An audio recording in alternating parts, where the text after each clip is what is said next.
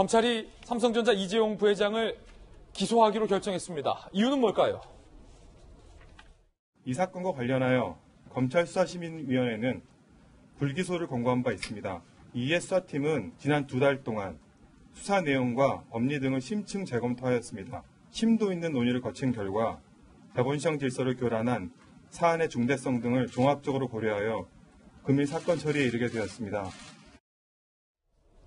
자, 그렇다면 검찰은 이례적으로 수사심의위의 권고를 지키지 않았습니다. 따르지 않았습니다. 앞서는 다 심의위의 권고대로 따랐는데 왜 이번은 그걸 어기면서 기소하기로 결정을 한 걸까요? 함께 보시죠. 검찰은 이재용 삼성전자 부회장 등 삼성 관계자 11명을 기소를 했습니다. 삼성물산 제일모직 합병 과정에서 이건 불법이다라고 검찰은 결론을 내렸다는 건데, 자, 없었던 배임 혐의까지 추가를 해서 논란이 되고 있습니다. 검찰은 자본시장 교란 중대범죄다라고 주장하고 있고, 삼성 측은 합병 과정은 모두 적법한 것이다, 승국 불가하다라고 맞서고 있습니다. 논란은 검찰이 수사심의위의 권고를 앞선 케이스와 달리 불복을 했다는 겁니다.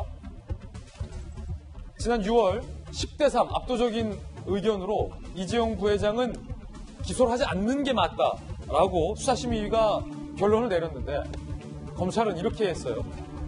수사심의위의 불기소 권고 근거가 전혀 공개되지 않았다.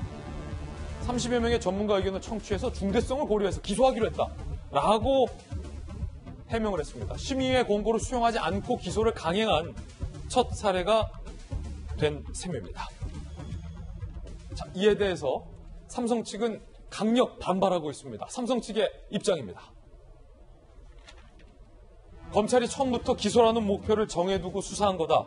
수사심의위 권고도 무시한 것 봐라 라고 비판하고 있어요. 국민 신뢰 훼손했다. 도저히 납득 어렵고 승복할 수 없다. 기소 부당성 법정에서 밝힐 것이다 라고 맞서고 있는 그런 상황입니다. 일단은 가장 큰 논란은 이재명 부장, 수사심의위의 권고를 앞서서는 다 따랐어요. 그런데 유독 이재용 부회장과 관련돼서는 10대3으로 기소하지 않는 게 맞다라고 결론을 내렸는데, 검찰의 조금 전 해명을 보니까 수사심의회가 근거를 제시 안 했다. 그래서 우리끼리 따로 외부 전문가 의견 들었다라는 셈인데, 자, 삼성 측의 비판은 그럴 거면 뭐하러 수사심의하냐 라는 비판이에요. 일단 그 주장에 있어서는 삼성 측의 주장이 맞다 이런 생각이 드는 게, 수사심의위 자체가 배심원처 일반 시민들이 아닙니다. 대부분 전문가들이 거기에 포함되어 있습니다. 회계사라든지 법률가라든지 이런 전문가들이 수사심의에 참여해서 심의 결정을 하는 건데, 전문가를 따로 의견을 들을 거면 사실 심의를 할 필요는 없는 거죠. 그런 점에서 좀 약간의 검찰의 해명은 좀 약간 어폐가 있다는 생각이 들고요, 분명히. 또 수사심의 자체가 현 정부에서 지금 가장 큰 문제 중에 하나가 이제 검찰 너무 과도한 권한 행사한다 이런 논란이 있죠. 그게 가장 핵심이 이제 기소권을 독점하고 있는 거죠. 그래서 기소권 독점에 대해서 사실 그것은 헌법에 들어있기 때문에 쉽게 고치기가 쉽지 않습니다. 그런 점에서 현 정부가 2018년 1월 달에 수사심의를 뒀죠. 그러니까 전문가를 통해서 어떻게 보면 검찰의 기소권 독점에 대해서 시민들의 시민 통제를 받아라, 이런 의미에서 이제 만든 기구인데, 그런 점에서 지금까지 8차례 수사심의위원회 권고를 전부 다 검찰에 따랐죠. 이번에 9번째를 지금 따르지 않은 건데, 글쎄요, 이게 권고는 어쨌든 의무사항은 아닙니다. 그런 점에서 검찰이 뭐 따르지 않았다고 해서 이게 문제가 있다 이렇게 볼 수는 없지만, 뭐 권고 사항에 있어서 뭐 검찰 입장에서 반박을 할 수 있는 거지만, 전 아까 얘기한 것처럼 이것이 어쨌든 검찰의 기소권 독점에 대해서 현 정부에서 시민 통제 수단으로 이걸 만든 건데, 이렇게 권고를 사실 수용하지 않는다면 앞으로 수사심의위원회 모인 전문가들이 과연 책임감을 갖고 수사심의를 할까, 이런 근본적인 의문이 드는 거죠. 결국은 시민 통제 장치로서의 기능을 못하게 되지 않을까 이런 생각이 드는 거고, 이제 왜 9번째에서 이 사건에 있어서만 이 권고를 따르지 않을까의 문제가 분명히 존재하는 거죠. 물론 뭐 검찰 입장에서 분명히 죄가 있다 이래서 반드시 법원의 판단을 받아야겠다 이런 강력한 의지가 반영된 거겠지만, 한편에서는 사실 이제 윤석열 총장은 조금 전에 저희 기자회견 때 이복현 경제범죄 형사부장의 유임을 요청했다는 거죠, 법무부에. 그리고 그게 무슨 의미냐면, 이 사건을 빨리 매듭짓지 말고 좀 더 수사를 해서 더 신중하게 결정을 하겠다 이런 게 이제 검찰의 생각이었는데 사실 법무부에서 그 윤석열 총장의 의견을 받아주지 않았죠. 아, 그랬어요? 그런 점에서 좀 뭔가 성급하게 좀 결론을 내린 게 아닌가 이런 인상도 분명 있지 않나 싶습니다. 정혁진 변호사님, 지금 조금 전에 발표를 했던 이복형 검사가 네네. 고 수사팀의 막내. 그런데 이번 인사로 어디 지방으로 발령받았다고요? 그 대전 형사부장으로 갔는데 예. 원래 이제 대검 중수부 시절에 그때 막내 검사였어요. 예. 막내 검사였는데 제가 봤을 때는 그 검찰에서 나름대로 태기를 한 것 같아요. 왜냐하면 이게 핵심은 뭐냐면 제일모직하고 삼성물산이 합병에 있어서 문제가 있었다 이거 아니겠습니까? 합병 날짜가 언제였냐면 제가 찾아봤더니 2015년 9월 1일이었어요. 그런데 2020년 9월 1일 날 뭐 나름대로 기소를 갖다가 한 거니까. 날짜 그러니까 맞췄네요. 날짜를 갖다가 맞춘 거 아닌가 그 생각까지 드는데 그런데 크게 혐의가 여러 가지가 있는데 가장 큰 혐의는 뭐냐면요.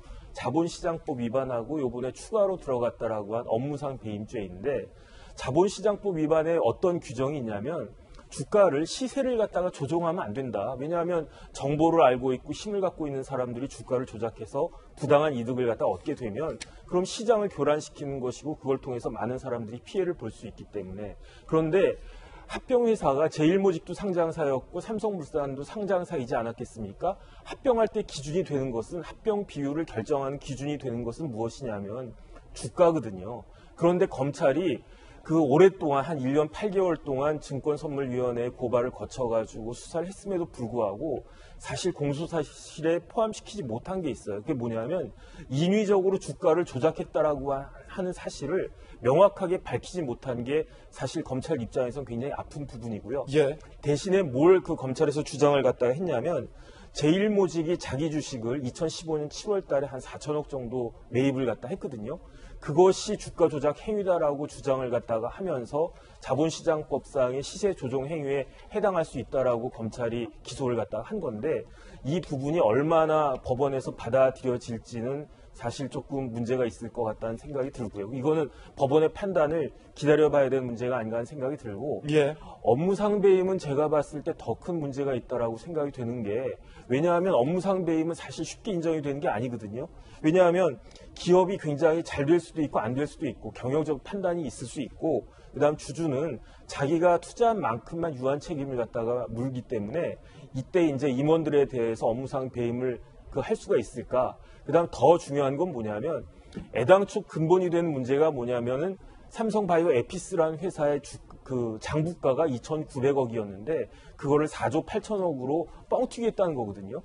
그런데 지금 삼성바이오 에피스의 그 시장 가치가 한 20조 정도 된다는 거예요. 그러니까 삼성물산이 손해를 갖다가 과연 받느냐 이 부분이 아주 굉장히 크게 그 변호인 측에서는 어필할 수 있는 부분이 아닐까 싶습니다. 그렇군요. 혐의마다 좀 다툼의 여지가 있다라는 네네.